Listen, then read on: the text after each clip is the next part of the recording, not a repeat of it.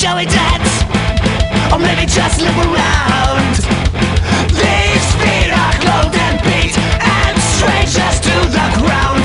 The sound of the kick is arousing. The couples are sweet in their love.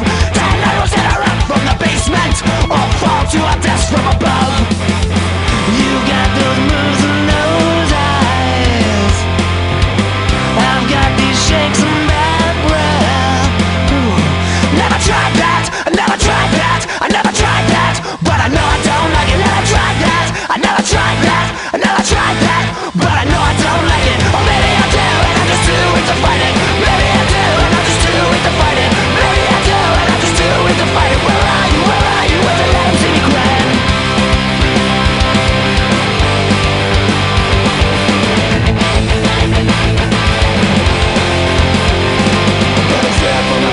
Show you all something, there ain't no such thing as strumping for nothing. You can fly with us or hang on to the wall. But the devil's taking names when the last curtain falls. I got a sleep sick worry and I don't know why. Where are you, where are you, what are you doing tonight? Laughing at quiet or almost the same. They just show everyone how much attention you're paying. Never tried that, never tried that, never tried that, but I know I don't like it. Never tried that, I never tried that, I never tried that, but I know I don't like it. Or maybe I do and I'm just too weak to fight it. Maybe I do and I'm just too weak to fight it. Maybe I do and I'm just too weak to fight it. Where are you, where are you, where the let 'em see me crying? So dry their eyes.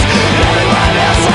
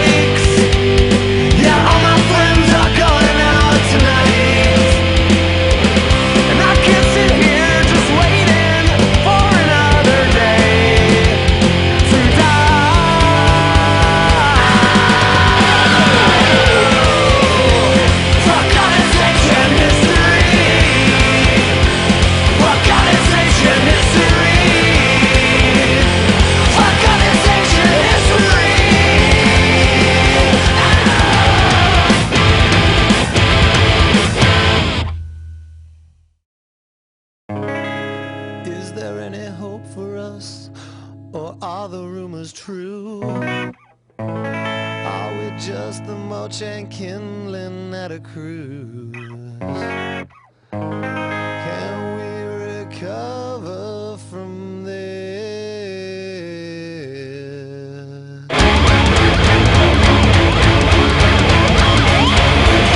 I've seen expressions in department stores. I've smelled regression wafting up from the shores. This is not a celebration of slipping through some crack. This is love and devastation, and with the roots of the trash. Count on your fingers tonight. Count on your fingers tonight. And believe what you find. So the make it smell token. This ride in your line. Recover, recover, recover. Can we recover, recover, recover? Can we recover, recover, recover, recover? Recover rise, and we run for the gutter.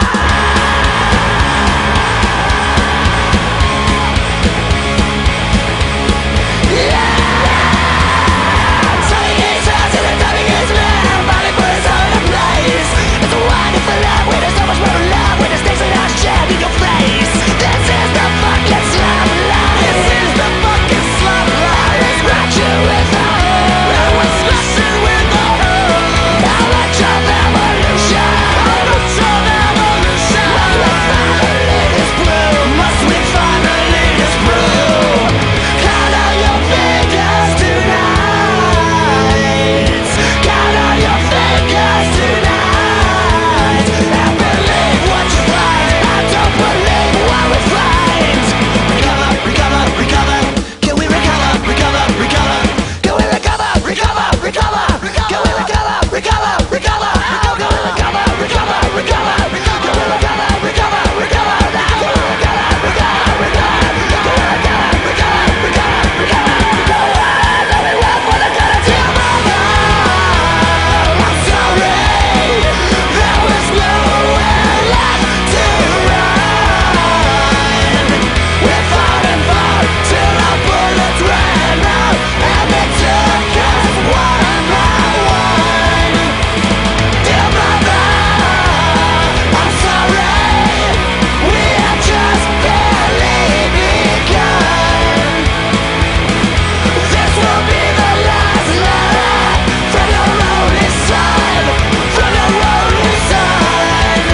Yeah, you love life. We recover as one, recover as one, recover as one, recover as one.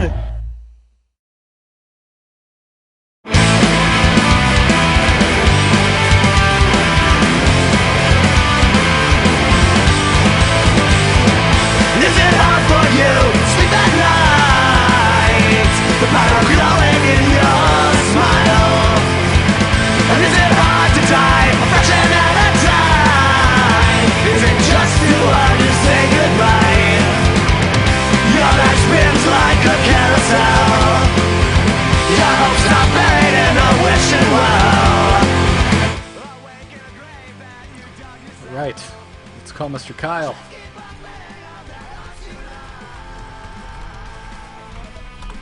See what he's doing. Slick Knight, which link did you send? I got a lot of suggestions today. Oh, I see you, Kyle. Let's get a Wiggin going too. Can you hear it, Kyle? I can hear a Kyle. Sweet. Hello? Hey, David, how you doing, man? Good, how you guys doing? Good. It's the day before Friday, so things are good. Weekend's always nice. Yeah, it is. Well, as long as you guys can hear me okay, I'm gonna have my phone on. Hopefully it won't go off, but I've got an ill family member, so... Oh, I'm sorry to hear Sure. that. Yeah. How dare you? This is I just want to obvious- let you guys know if you hear, like, raining or anything like that. Gotcha. Hopefully, you know, of course, hopefully, won't be needing or anything like that. Yeah. Just a heads up. Alright, well, thank you for the heads up nonetheless. I hope they're okay. Me too. Yes, Slick Knight, I did get the article you are talking about. Oh, Bedrockness, I wouldn't say the Kotaku article was complete garbage. Lord knows there were worse articles this week, and we'll be talking about them. Okay, let's get Kyle in here. What did Kotaku have to say? It was about, should video games be in the Olympics, and they got, they talked to Day 9, and then some fighting game people who I have no idea who they are, and, all that stuff. You might want to adjust your camera, as currently, your mouth is getting cut off completely on the overlay. Oh, I see. Well, that's your home fault. I'm in frame. There we go. Your definition of in frame is apparently quite different from mine. Well, the frame. The cover there. Half of it was your wall, though. Well, it's a nice wall, I keep it white. Keep it clean. Scrub that thing. Do you paint it daily? Daily. Nice. Alright, let's get you guys in your own little personal bubbles in case one of you decide to talk for a long time. Or I have to pick my nose. I can cut to you, and I can pick my nose off screen. Always a good decision. What beer are you drinking, Wiggin? It is Blue Moon. Oh. Yep. I used to drink Blue Moon like crazy, and now I just don't have a taste for it anymore. It's alright, but it was on sale at the local store, so Oh, nice. got a big 24-pack of it. Can't complain about that. Very nice. Not my favorite, but it's up there, I guess, as far as the random cheap beers you can buy. Yeah. Yeah, I was doing Heineken for a really long time because I got a Sam's membership, and they have the 24 packs for less than $1 a bottle. So I was, and then I kind of burnt myself out of that too. Never been a Heineken fan. I don't know why. I got spoiled. I went to Germany for a couple weeks. No doubt. A couple years ago. And I can't believe you can even stomach Blue Moon after going to Germany. Yeah. Well, as far as I think it's American, right? American beers. It's pretty good, but I definitely prefer, good Hefeweizen or something like that. Ooh, yeah, there's a local German place just opened up near us, and they've got that on tap actually, and it's delicious. Nice. Okay, you guys can hear me now. Can you hear me? Nope. Nope. Sweet. All right, mute button is working. I think we're good. Wiggin, did you get the notes? Yes, it did. And I forget, do you prefer David or Dave? If I address you by your actual name. I don't. Either one's fine. Okay. Yeah.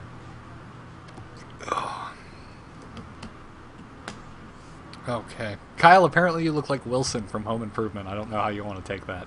Well, that was only when the overlay was covering me. Oh, I gotcha. Okay. But if you'd like, I can angle the camera back the way neighbor. it was. And I can give lots of sure. Yep. Be a little bouncing head. The best was our 100th episode when it looked like the Brady Bunch intro. Because we had like 8 people on. That was fun. Okay. I believe everything's good there.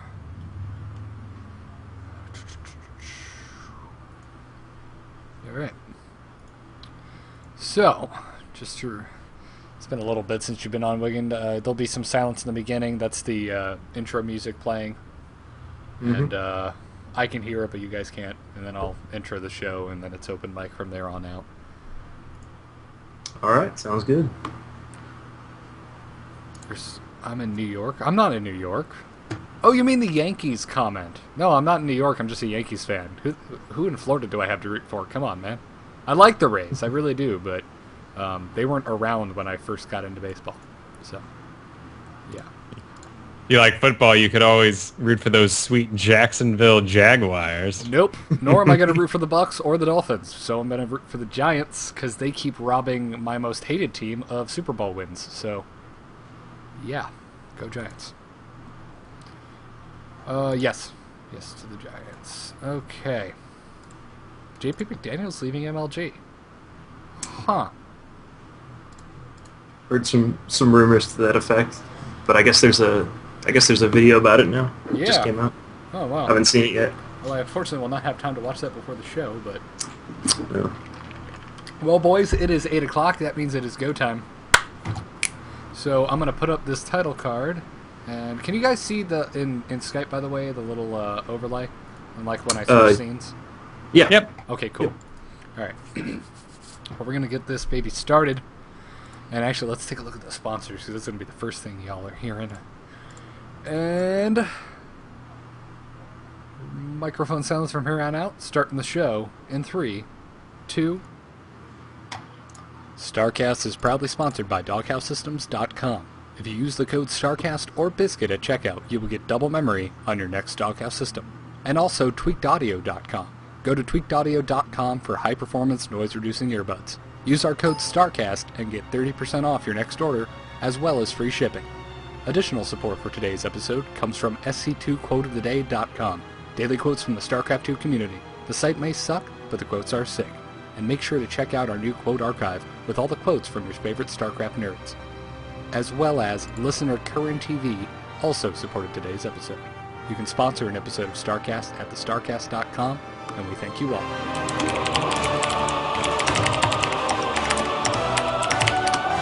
Yeah, it's about damn time for StarCast. Incoming transmission. Biscuit.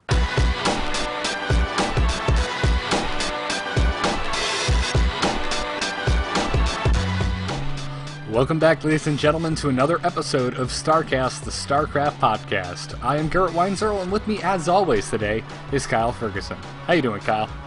I'm doing well. It's a rainy day here in Chicago, throwing me back to my old days in Portland when I lived there. And it's mid-August, which always just bums me out because all those years in grade school and high school, when about the 20th, you had to start heading back. And yeah, you got some new Trapper Keepers and some cool bags to keep your pencils in. But all the same, August bums me out. All right, fair enough. You realize we haven't had to go back to school in a long time. I know. And It's like residual. all right. It's like when I hear 80s music and it means my mom was cleaning the house. Like, it's one of those things that sticks with you. I wish my mom listened to 80s music. She listened to Backstreet Boys and Robin when I was growing up. And then eventually became the Dixie Chicks, and I truly wanted to kill myself. All the same, when you hear those songs, don't you feel like you have to vacuum or unload a car or something? Yes. It's a time to unload the car of groceries or something, or yeah, exactly.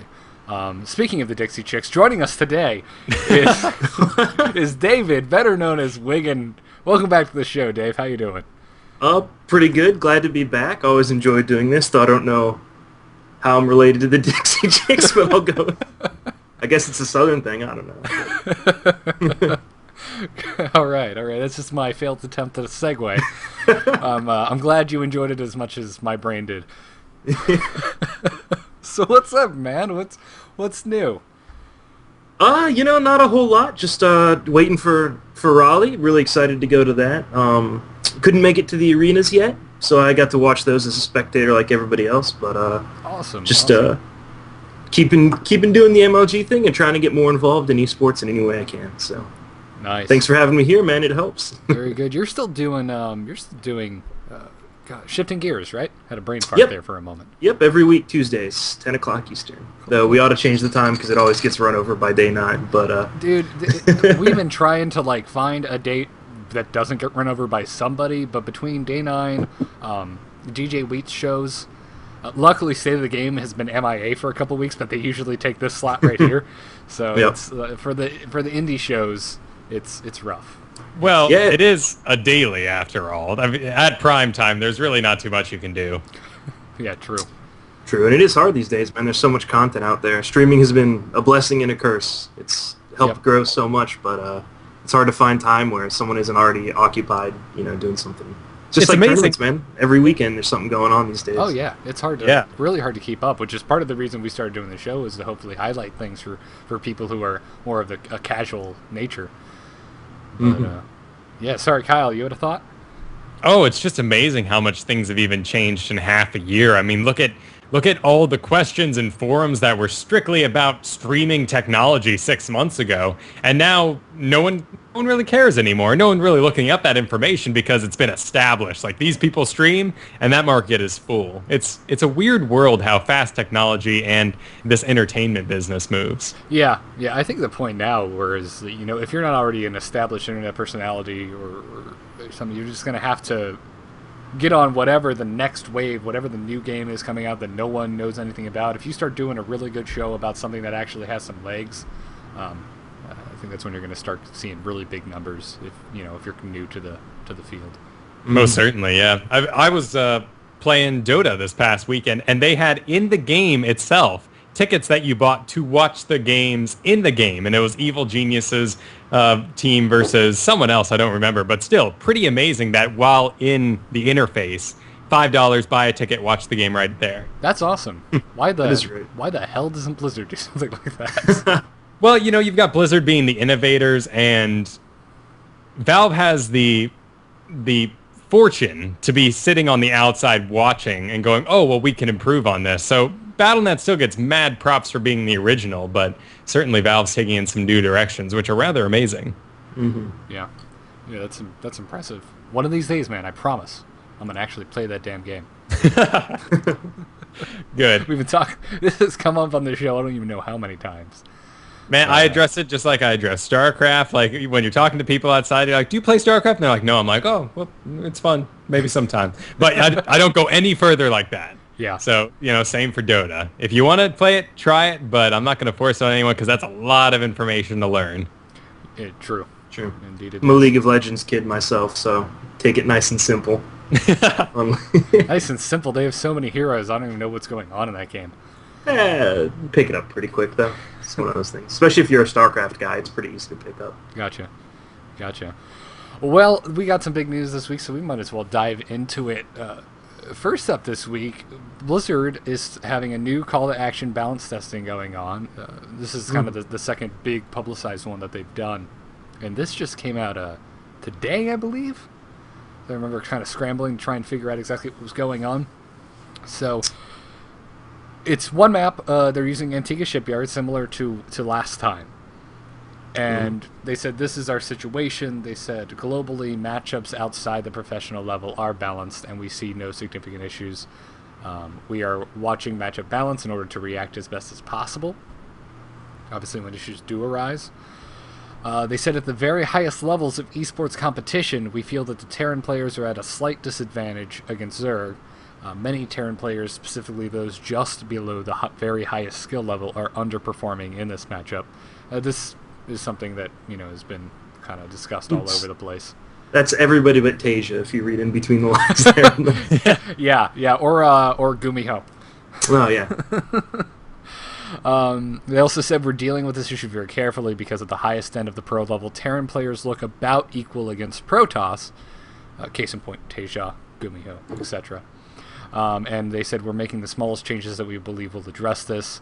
And here's what they're testing. They are testing creep tumor build radius, vision radius, and creep spread radius is being decreased from 10 to 8. They said that this is a relatively minor change, although if you read the forums or if you read Reddit, it's apparently not a minor change, according to all Zerg players. But one that yeah.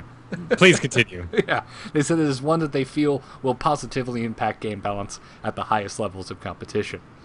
After carefully watching as the pro game has shifted since Zerg players started spreading creep more often, we noticed the increase in creep spread was only having a significant impact in TVZ. These are our goals with this change. 1. Keep the early game queen defenses and creep spread viable, while at the same time making it slightly more difficult for the Zerg Pro to quickly spread creep across the map. And 2. With tactics where a single creep tumor is being used, there is practically no change. Creep doesn't spread fast enough for this to change to make it a difference at most levels of play. So, before we move on to the second balance change, what are you guys' thoughts on this, Kyle? Creep's the coolest thing ever. We just got to turn down the dial of how colorful it was on the mini-map, which a little upsetting, but yeah, it has its uses. But when combined with the next change they're thinking of making, it bums me out because the next change, the Raven movement, could fix this problem in the first place, and we don't have to change the creep. Could it? Wiggin, I see you shaking your head. I don't think so, because the time you get Ravens out and the time they become useful is well past when, even with this kind of change, Zerg players can have creep like inside your base. Yeah, to Blizzard's credit, they specifically mentioned early game, that this is something that they want to affect early game. Yeah, and I think it's a good step in the right direction because I mean it was hard to watch a pro game and not feel like it was kind of ridiculous where the Terran player's moving out at like the 10-minute mark and there's just creep at his ramp already. It was a little bit silly. Yeah, you tune in, you're like, what map is this? I don't remember any map being completely pink. What's going on? Yeah. Yeah, but I mean, on the other hand, the Zerg players should definitely be able to punish a Terran player for not having the map presence, being able to push that creep, and that should be a big part of the game. But I do like the idea of them slowing it down slightly, because it became unrealistic for Terran players to be able to stop it without pulling off some pretty wild shenanigans involving, moving 9 Marines across the map and hoping the guy didn't build like 30 lanes and stuff like that. So, I think it's a step in the right direction. I hope they don't go overboard with it because creep is such a big inherent part of Zerg, and it is a huge advantage for them having that creep spread. And they should be rewarded for putting the effort to get it out there. But I think slowing it down is a pretty reasonable idea because TVZ was getting a little bit silly and it was continuing to get silly instead of like we would hope. The patch would change, the Queen strategies would come out, Terran players would adjust, and it would kind of level out again. Instead, it's kind of continued to go more and more Zerg favored, despite... And then I think it was like a month ago, we got those comments from Boxer saying that he's possibly thinking about a race switch once he finally comes back from his break. And it's definitely been in the air lately that Terran's been kind of the redheaded stepchild since launch. Granted, they were quite overpowered at launch, and they needed to get down a bit. Yeah, and that's okay. A race has to be the weakest because there's no way we're ever gonna have perfect balance. But I think it's good that they recognize that this is something that they only want to affect TVZ specifically because ZVP's become a pretty balanced matchup. Even if one race may have an advantage at a certain time or not, it's just kind of the way StarCraft 2 goes. So I'm glad they're going this way, and I'm glad they're going through a testing phase of it too, because I think we're at the point in this game where you can't just roll out a patch without the community at large testing it and getting the pro feedback and things like that. Oh, exactly. With so many people's paychecks depending on the balance of this game, I'm surprised they didn't launch with the idea of, hey, we're going to do public test maps. Like. I'm surprised it took this long for them to start kind of nurturing this entire idea. Yeah. And it is a little bit difficult too because this is something like they said that really only affects the highest level of play, right? Like even if you're a mid-masters player, it's really not affecting you that much. But at the pro level, I mean, you see guys like the Muslim and things like that are generally avoid making balance statements. Will complain about how kind of silly TVZ is right now. So I'm glad I'm really glad that they've kind of been discreet with the change. Is what I'm trying to say. Sure, and it's not too heavy-handed of really showing their process because the worst thing would be to show up and say we're changing the Queen again. Like that it just looks awful. But as a Zerg player, you do have to realize that I am playing a game, I am microing, I am macroing, I'm getting my bases together, I'm building units while painting a beautiful picture across the map. And at the 10-minute mark, every time, a bunch of Terrans have to march out and destroy my beautiful picture. And you don't win the game by that, it's just something that happens. So, are you saying that Zerg players are the Bob Ross of StarCraft? I am. We're gonna put a little creep right here, and we'll put a little happy overlord here in this corner. So if StarCast did Fun Day Mondays, our request to you all would be to draw happy trees with creep tumors before this nerf. So get in there and do it. So the next change that they're testing is, we've already touched on a little bit, is the Raven movement acceleration. It's being increased from 2 to 2.25. And then they have a movement speed, I guess that you can be researched that'll be increasing it from 2.25 to 2.5. They said that after seeing pro players using the Raven, we made these changes considering these two lines of reasoning. One, even the best micro players in the world were struggling to use the Raven due to the slower acceleration and movement speed of the unit. Seeker missile cost or cast range appears to be secondary factors. And secondly, because Ravens are difficult to use, we don't expect this buff will have more than a small impact on high-level play or any significant impact on balance at most skill levels. So. Well, they're right about the last part. I think they're wrong about why Ravens are difficult to micro. I think they've got it completely backwards. You think they should increase the secret missile speed? Well, the problem with Ravens isn't that they're bad. It's that they're suicide units, right? Like, if you want to go HSM something, your entire Raven flock is getting fungled and killed by corruptors or whatever. Right. Or it's getting feedbacked before it can cast anything. That's why you never see them TVP. I prefer feedboke, but yes. Yeah. So I think that's more the problem than the speed. I mean, what are you doing that's quick with them anyway, other than running in to suicide them because they can't get away because their cast range is so short? It'll be nice for, like, I guess that theoretical auto turret harassment that everyone always talks about that very rarely ever happens in a game. But I don't know. That's my least favorite change that I've seen so far. Yeah, I'm curious to see how the testing goes for this, and if they decide to keep it. These are some very good points. Well, they might keep it just because I don't think it'll help that much. So they're like, it's not making them overpowered, so we'll just keep it. You know? Sure, a step in the big general direction. Let's see. I mean, I could be completely wrong about that, but I don't know. I try to use Ravens quite often. I really never felt like their speed was the problem. It was the cast range, because like you just never get them back after you cast them unless the player's just like nothing. Yeah, I agree. I mean, obviously we're not pro players, but yeah, I don't use them as much either because, like you said, they die so damn much, and they're freaking expensive to be suicide units. If you want to suicide units, okay, charge me as much as a Baneling. Maybe slightly more because of its capabilities, but yeah. My Baneling doesn't drop auto turrets, yeah. No, but it does melt all of my bio units, so yeah. So that's really it's interesting. I wonder how long the develop or the testing stage is going to go on for. I don't think they mentioned specifically in this post. Well, the last one was pretty short, right? It's just a couple weeks. Yeah, I remember being blown away by the queen range change that they were testing, and then it seemed like I blinked and it was live. I was like, wait a minute, this doesn't seem like we tested this long enough. Yeah, I think they definitely roll these out once they've done like a ton of internal testing beforehand. It's not like they're just like, oh, here's an idea. But I would like to see them kind of do that a little bit more often. Be like, oh, here's an idea. It's kind of a drastic change, and then that's when you could get some really useful feedback from having a bunch of random players play on a map. Yeah. I feel like when they put something like this out, they kind of already know what they want to do and what they're expecting, and they're just like looking for confirmation. You know.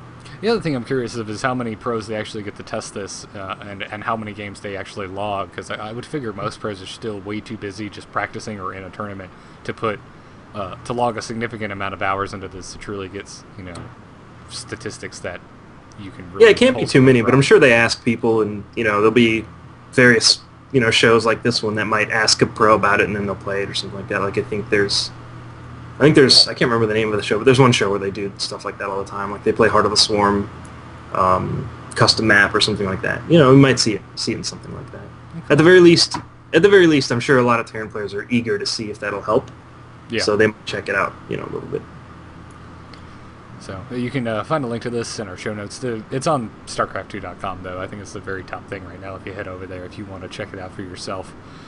Or just look for all the angry posts on Reddit. Yes. God, there's so much. Today was such a... Did you read Reddit today? Today was such a shitstorm. It was ridiculous. And then it was like all over Twitter, too, and I'm just like... You guys are just making it worse. No, I liked Reddit a lot more when they weren't trying to be serious. Like, it was just stupid meme pictures and stuff like that. Then it was fun, Yeah. Now it's like, everyone has to be super serious, no fluff, but then it's just drama and people getting pissed at each other all the time. Here's an idea, guys. It really is fun anymore. Here's an idea, Reddit. Talk about the game. Talk about playing. Share war stories. Like... It doesn't need to be about this pro player okay for there talk to be shit about this pro player and this guy got involved. That's not... It's okay for there to be a funny picture of like Jinro as Jesus, touching someone's back in a GSL game, or a cat in a marine suit. It's okay. Like that's fun. I don't mind that. Yeah, it's what the internet's for, people. Make us laugh. Well, I didn't understand that in the first place. You log in sometime this week and it goes, the no fluff rule is in effect, yet nothing's changed. No. Well, now it's an excuse to like remove content if they want to, I guess. I don't know. It's a good point. You gotta cover their back. This is news that I just now saw. I haven't had a chance to read through the entire thing, but I definitely wanted to bring everyone's attention to it. Blizzard has brought to everyone's attention, a security issue that they recently had.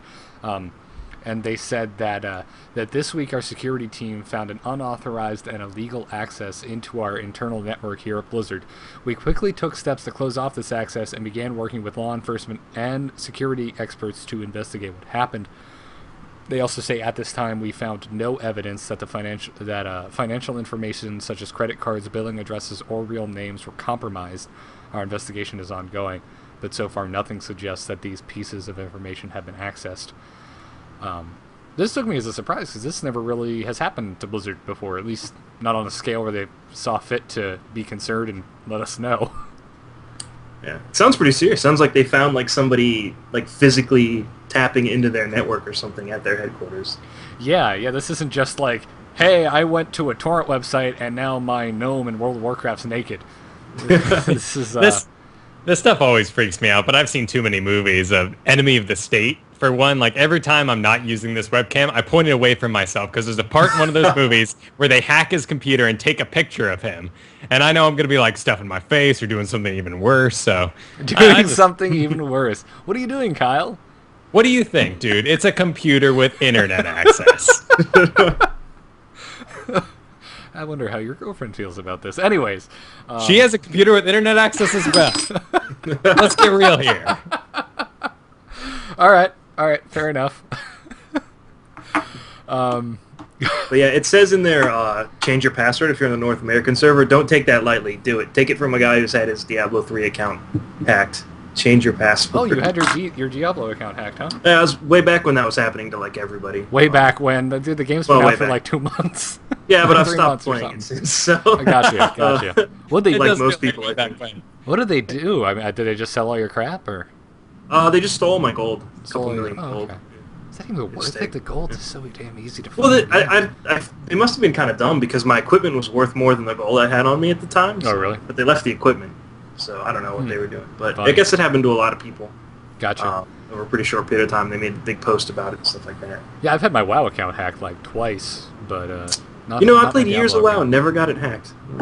But Diablo 3, a couple weeks gets hacked. Oddly enough, it was it happened like within an hour. I was switching authenticators, so I took the authenticator off the account, and then I like went and got lunch, and I came back and I'd been completely cleaned out.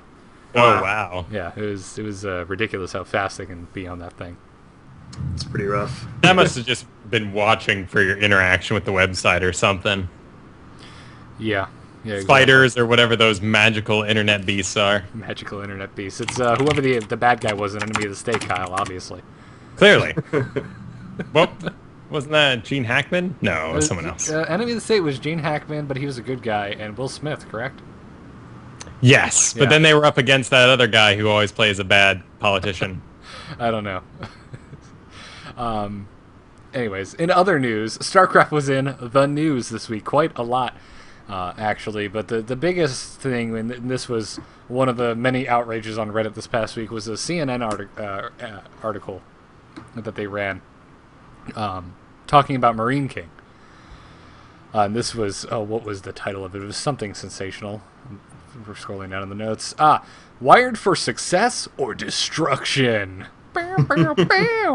I wish we had a graphics theme, Kyle, because I would love to do tonight like an episode of Colbert Report where we read through this and we act like we're serious. Tonight's in-depth report. Is this killing your kids? Is gaming killing your kids? Find out tonight at 10. Now back to the Big Bang Theory. But I need to know now if it's killing my kids. Yeah, well, we've grown up in that era where we need to watch all the news articles go, hey, he owned 7 guns, his father beat him daily, and he played video games. Oh, that must have been the cause right there. That's why he went nuts. Yep, and he also ate sandwiches, so be careful, all you sandwich eaters. Gotta be careful with that mayonnaise. It's old eggs. Yeah, so Wiggin, did you get a chance to take a look at this article, or just the rage around it? No, I actually read through it because, unlike a lot of people on the internet, I like to be informed about what I'm talking about. I read the first sentence, but then I just read all of this rage on Reddit, and I'm angry. And there were parts of it I really liked, man. The guy went very in depth into Marine King's past, and it was very well written in that respect about the struggles he had growing up and getting into StarCraft. But there were also a lot of like oddly misinformed things. Like he didn't seem to know the difference between StarCraft 1 and 2, and they didn't really go over like the time period of difference. Well, like most of the stuff that like his parents were worried about Marine King being addicted and stuff like that. That was like when he was in like early high school, middle school, or whatever with StarCraft 1. Compared to like now, when he does all the practice and things he does now, and he's a professional StarCraft 2 player. That's what he does for a living. It's it's years and years apart. So there was definitely a tilt towards that sensationalism of it's addiction, things like that. But it's it's a stigma that we're gonna have to get past as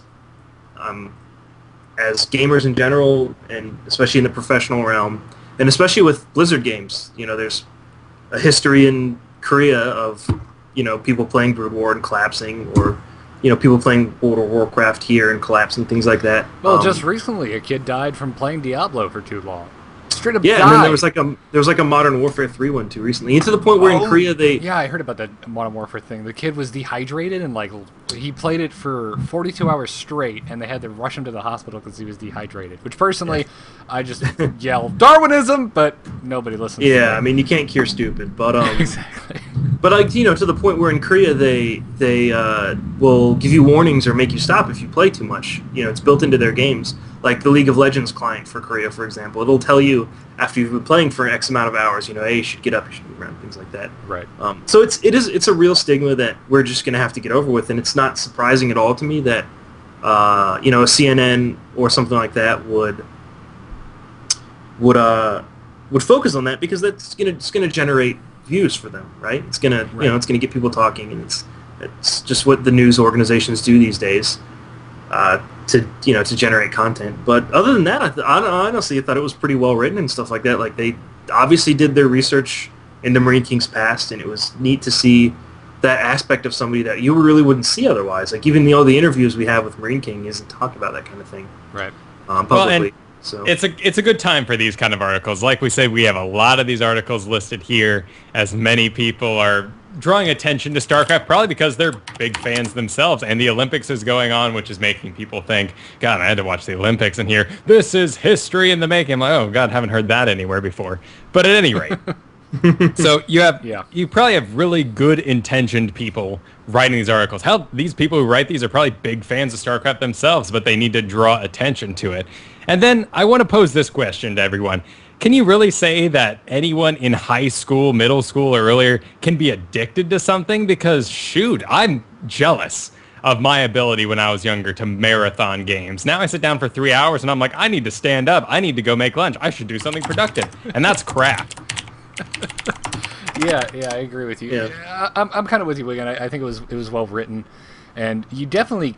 I don't think you could read an article about some of the pro players in Korea, especially, and not bring up gaming addiction at least somewhat, because it is a national concern in South Korea. It just sounds like it, right? Like to us, it's not that weird. Where if someone asks you, how often does pro players play? We're like, oh yeah, like 12 hours, right? Right.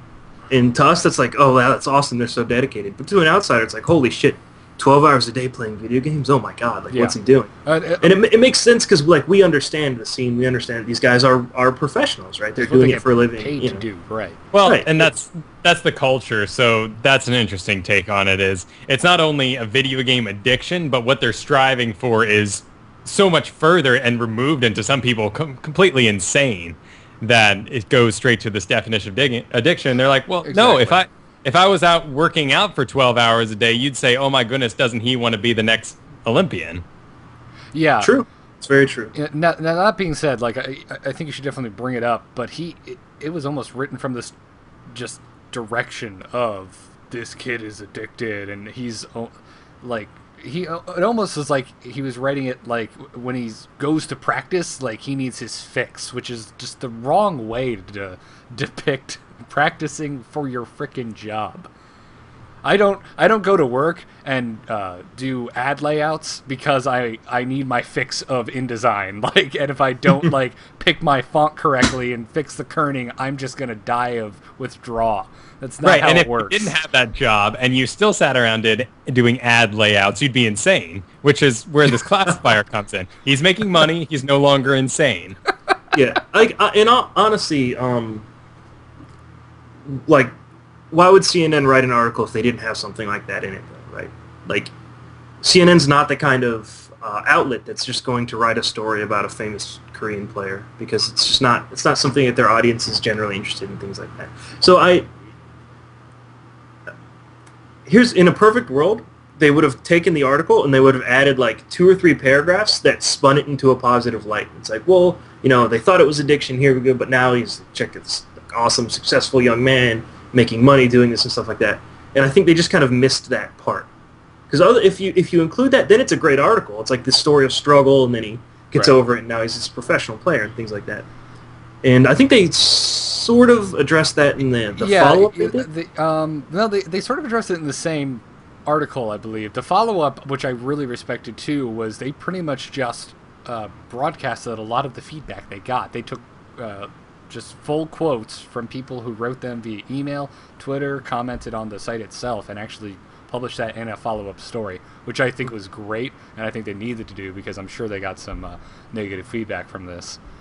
Yeah, and I'm glad they picked well thought through arguments too. They didn't take like the guy's just raging about it and stuff like that. Yeah, exactly. Well, and that should encourage the community, right? Because that's a guy that's a genuine editorial. That's them not intentionally making, you know, the nerds look bad or something like that. That's them making a genuine effort. So I hope people realize that, and I hope people give that guy a lot of good feedback, because you can't ask for much more than that from, you know, an honest to God professional news organization like CNN, especially one as big as CNN. So yeah, that's very cool. And Reddit, there was a post on Reddit that made a good point. It was stop submitting harsh negative feedback and be more constructive was essentially the and that thing, in any circumstance, it doesn't help anybody. It's like, I'll use League of Legends for an example, right? Like, if anybody out here plays League of Legends, or it probably fits for Dota too, and you're like doing solo queue or whatever they call it in Dota, they call it solo queue. I have no idea. Like, ELO ranking. Yeah, whatever. Match me with idiots or whatever. The team that argues is always the team that loses. So, and people make mistakes, and you can give criticism and be like, hey, you know, next time you should do this. But if you're like, hey, idiot, or hey, retard, why don't you just stop feeding, or whatever, like, your team's going to lose every time. It's the same way with anything in life. Constructive criticism is constructive for a reason. Dave, you just explained exactly why I don't play MOBA games. Well, you can just ignore everybody and, you know, go on with it. But yeah, no, so it's the same with a CNN article, with a video game, anything like that. Like, just being an asshole to somebody isn't going to make them change what they do or how they act or anything like that. It's just going to make them an asshole to you. Yeah, and if you think they're already casting a negative light on our, on our scene, they're just going to think it even more negative if they think, oh God, this is just a beehive full of dicks. Yeah, and remember, like, you might not be meaning to be this way, but you're kind of representing all of us when you go out and you do something like that. So exactly. Careful. Yeah.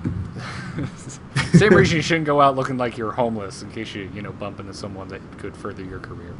Well, and a lot of this just needs to be taken with the time right now. There's other huge news at the moment. It's really cool that CNN gave our little spot of sunshine to a Korean gamer, but it's kind of filler right now, not to be taken too seriously.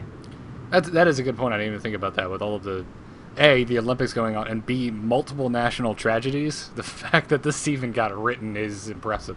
Well, and like I said, probably, I mean, this John D, probably a huge StarCraft fan. That's why he put this together and made it accessible. Well, maybe noobish sounding. Obviously not massive if he didn't know the difference between Brood War and StarCraft 2. But okay. I think he did. I just don't think it translated well into the article. Okay. He just kind of skimmed over it. Well, either way, it's fascinating that all these articles decide to come out this past week. The rest of them that we have here in a big list in the notes, they're all so general that anyone who listens to the show or is into StarCraft probably isn't going to find anything too interesting in them. Right, exactly. Yeah, there's just a slew of articles from different major news outlets. And you can find links to all of that. Big thanks to SDS Tash, a listener of the show, who wrote this. He actually grabbed all of these for our other show this week in Blizz, so I figured I'd throw him in the notes for today's episode as well, because I think it kind of fit in with this talk. I can't believe how many news articles there were about StarCraft or eSports this past couple of weeks. So it's ridiculous. Sign of the times, man. It's the end of days. eSports is making headlines. Oh, man. Also ridiculous this week. Well, actually, just downright sad. Liquid Jinro is retiring or has retired, and he wrote a very personal response to this news over on Team Liquid. I really recommend everyone go and read it, because I'm sure we'll attempt to sum it up here, but just go read it. It's an awesome, just kind of door into his brain explaining all of this. He describes losing his drive to play, and that ultimately leading, to his retirement. Not because he had a lack of results or anything. It was just he felt done. Yeah, if you feel a little down on your dreams, maybe this wouldn't be the time to read Jinro's article, though. Oh, that's a good point. He gets deep, and it's real interesting to hear him talk about how this was like his 14-year-old dream. 2 years ago, he had such huge success in the game, but it was just kind of empty for him, and that's sad. It's a very honest little article and little window into his mind, though. And man, it really is kind of sad because he was like a very inspirational player. Like, to me personally, he was sort of that underdog, that constant underdog, the guy that wasn't really a huge Brood War player, even though he was in the scene. And he just kind of got awesome. Like, he just worked hard and put up the best results of any foreigner to date, I think, still. He was the first foreigner to put up a fight in GSO, let alone do really well. Yeah, back-to-back round of fours. I mean, he was a beast at the time, man. And that was when we all, Kyle and I were first getting into esports, and me being a hardcore Terran player, I was just like, who is this guy? Oh my god, this is amazing. Well, not to mention foreigners. I mean, you see a foreigner, you're gonna cheer for him. So he's responsible for getting us into esports in the first place. And he's on Team Liquid, one of our most cherished North American teams. I mean, how could you not root for this guy? I like how we always claim Team Liquid as a North American team, but it's like Swedish owners, mostly Swedish players. That's a good point. Yeah. We have Sheth, so I mean, Sheth, exactly. Right? They all speak English. He does sort of feel like our team, even though they're not really all from like North America or anything like that. It's kind of interesting. Well, they're so key to the movement being a success in North America that it's just, I don't know. They give me the warm fuzzies. Sure. Definitely. They're definitely the hometown team, even if it's not quite that hometown. That hometown, right. Exactly. So go check it out. Nazgul also kind of weighs in on his thoughts on Jinro's retirement. So I'm anxious to see what he'll do from here. He talks about going on to get back into poker. Sure. I'd be interested to see that. And for nothing else, I hope he becomes super freaking famous because my father is like a poker nut. Just so when I'm over and my dad's watching a poker tournament, I hope Jinro's in it and be like, oh, hey, he was like one of my all-time favorite StarCraft 2 players. And that'll be like, oh, wow. We actually connected on a level where we understand for once. Should do that with Elky, man. See Elky in World Series of Poker. Oh, okay. So last week we talked about Naniwa leaving Quantic, and he has picked up a sponsor. Oh boy. Yeah, oh boy. I'm not getting into that. That is not news. That is not news. That is Reddit being stupid. Yeah. Wait, what's this? The flame. Just the drama about the flame thread. Oh, I guess we'll talk about it. The flame thread about was it In Control's comments about Naniwa? Oh, I didn't. Yes, I did see. First, it was Sir Scoots and Mark Farrar, the Quantic. Is he the owner? I think he's the owner of Quantic. Going at it in Twitter, and then In Control said something, and then Naniwa said something. He should, back and forth. Well, my favorite part was how dare he? Like Real Talk was supposed to be some sacred confession. How dare he not mention this on his Real Talk interview? Why, he put his hand on the game and swore that he would speak only the truth. Well, it's like, how dare he not say it on Real Talk? And then someone says something. It's like, how dare Idris say something on Real Talk? Exactly, yeah. You can't win. You just can't make people happy. You can't win. That's funny you mentioned that, Kyle. Like, you go on Real Talk, I want to know your most personal fears. I want to know about that time you shat your pants in 8th grade. That time you totally blew it with that girl. Like, you don't... It's a show. People are gonna say what they want to talk about. Mm-hmm. So, in other news, though, Naniwa has secured a sponsor, which is going to be sending him to IEM next week. This is taking place at Gamescom, correct? I believe that's where it's going on. Gamescom. I think so. Yeah. Gamescom's shaping up to be a big deal. like everyone's there. Blizzard's debuting their new cinematic for Warcraft, which I freaking love Blizzard cinematics. I'm also really curious to see. So bitter about World of Warcraft. Are you? Yeah. Are you? And how does that make you feel? Let's do a little real talk here. About WoW. I mean, I loved playing the game. I played it in vanilla and Burning Crusade mostly, and I was a high-end raider and like PvPer and stuff like that. I was a field marshal before they changed the they got rid of the whole ranking. The rating system back when it was before it was cross server. So there was like 3 field marshals on the server and like one. There was only so many people you could kill. Let's be honest. Like so I played the game a lot and I was pretty good at it. And Burning Crusade came out and I was like, well, they made everything a lot easier, but it's still fun. And I killed Illidan and was like, you know what, this game's. And then Daily Quest came out just after I killed Illidan or something. Yeah, the one way or another, something like that. 12 and Us came out or whatever. Yeah, and it was just like, you know, this is just like a job now. I'm doing daily quests just to keep ahead. Like, and it just like made me so bitter about it. I was like, I gotta quit. I gotta go move on to something else. And it was all the time I could have been playing Brood War, man.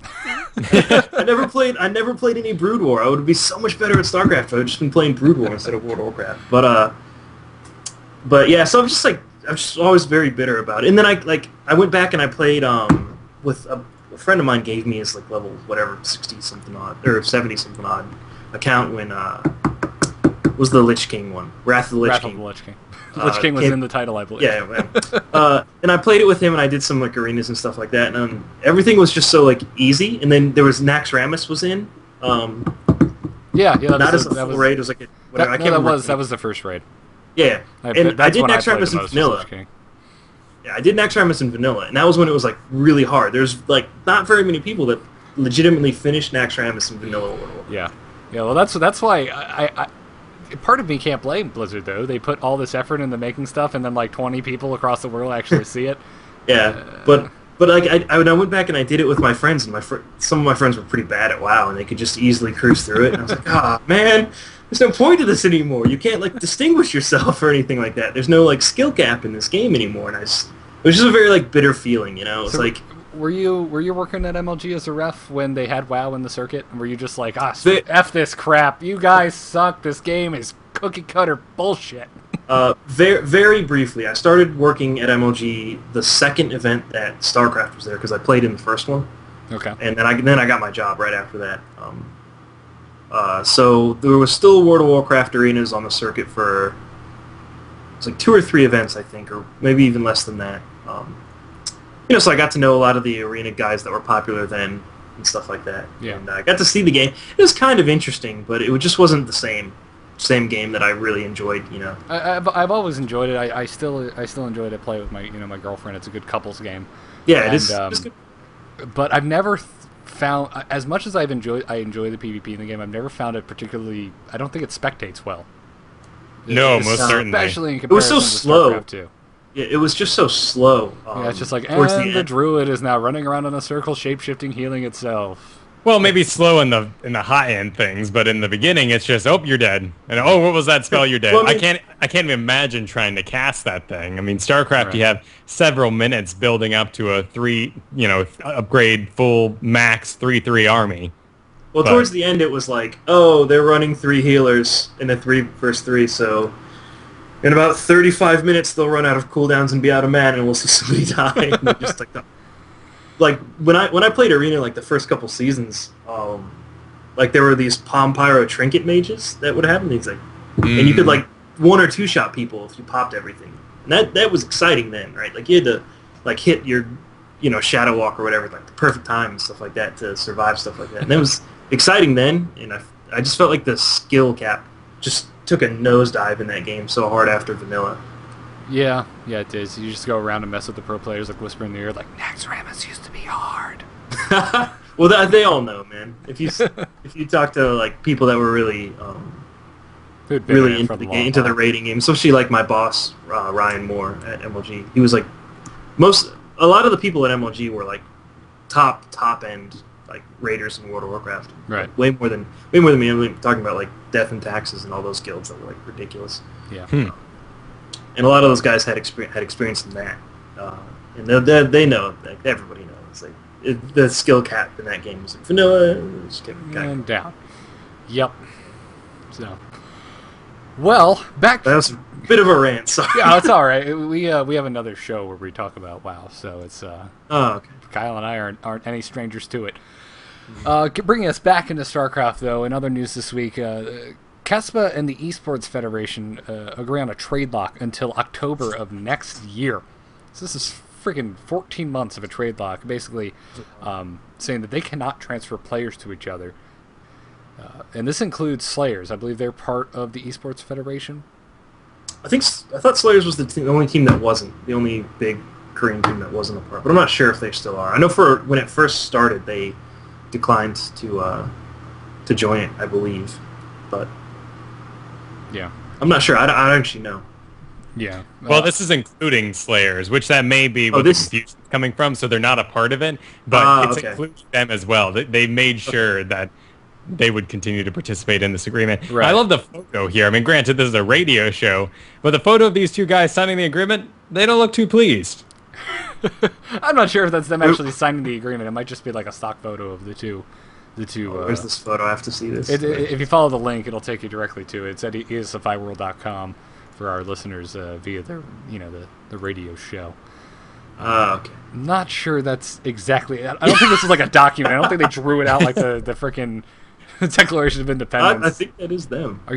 I believe it's them. I don't know if that's at the moment that this agreement was made. It might have just been one they had on hand. I don't know. Maybe Brent from ESFI World could write in and tell us. Anyway, they did go on to say that any GSL players not included in the 25-player roster from the Federation, as well as players qualified in the KeSPA-hosted amateur tournament, formerly known as the Courage Match, will be able to join KeSPA teams during its draft period. So, I'm guessing all GSL players, except for those on Team Slayers, are eligible for trades if, given the right circumstances. But it says here that they can't be traded to each other. So does that mean they can quit and go to foreign teams still? Yeah. So I think what this is doing, and this is sort of a way to protect the scene the way it is right now, because they don't want every KeSPA team to feel pressured to immediately pick up the GSL players that are doing very well right now, right? Because they want the results. So they want to be able to protect those big KeSPA names, the Jongbys and the Flashes and things like that, or the J-Dongs that might not have the best results right now and might not be able to compete in like the OSL dual tournament compared to the GSL guys. They want to keep them as premier players for the KeSPA players, because you have this sort of weird imbalance in Korea right now, right, where the KeSPA teams have all the money, but the GSL teams have all the talent right now, as far as who's actually good at StarCraft 2 right now, right? So they just don't want to make it this weird thing where there's this big exodus of players going from one side to the other, based on who has the most money, who has the results right now, because they want to be able to protect the careers of these players they've built up for so long, like Flash, J-Dong, John B, people like that, right? Who are genuinely worried that they're not going to have the results they want for a little while. So will they still be popular? Will they still get paid their salaries, things like that? So I think it's like you said, they're not happy about it, right? Like I think that's something they sort of realized was like a necessary thing they had to do to protect the brand of these players they have for now, because eventually they're like you don't want to like keep these players like segregated forever, right? Right. But the goal is definitely to ease them in, but it makes sense that you would put up that wall so they can be eased in. Mm-hmm. And these KeSPA teams are going to feel a lot of pressure, to immediately post results as Brood War's, gone in Korea. Well, and we all know what we're looking at now. Yeah, and you can kind of see in the OSL tournament that some KeSPA players, surprising results, like Roro beat Hack, I think, or something like that. Spoilers in the dual OSL tournament. But for the vast majority... The Korean WCS is going on currently, so they're going up against some GOM players, and I don't believe KeSPA is faring all too well. No. They're getting kind of slapped around, and they're going to be slapped around for a little while. I mean, they show really good games, occasionally, and there's those flashes of brilliance that that the Brood War players have. But they have to sort of protect themselves, right? And this is kind of their way of doing it. So they have the time to develop into the talent level that the GSL players are right now. Yeah. Well, and Reborn in the chat room here makes a good point that they have a lot of fans in Asia. So even not as far as, we're thinking American foreign teams, it's just it's got to be such a crazy different world than it was for KeSPA in Brood War in Korea. There was no other place for it.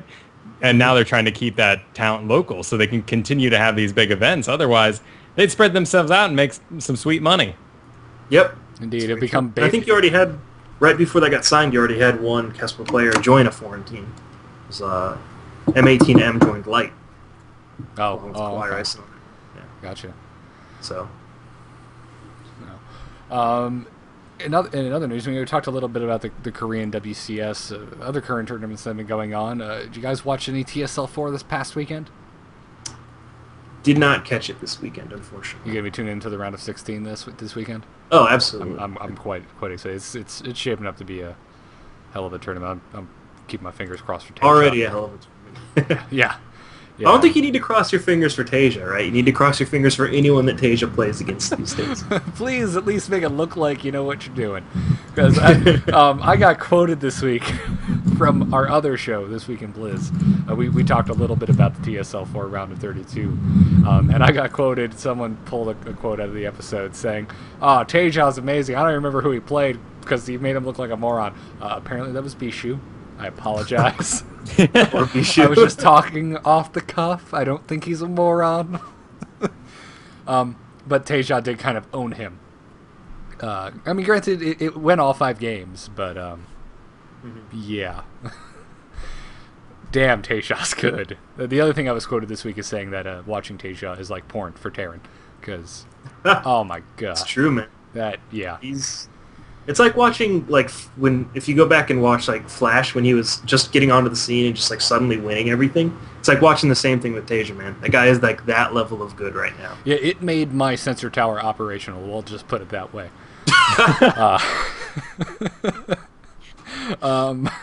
Dear God. His aggression is ridiculous. It's... I'm still laughing. It's just ridiculous. Game 1 through 3, he's just like, hey, I'm just gonna... Here it is. I'm running at you. Here's some bunkers. It was insane.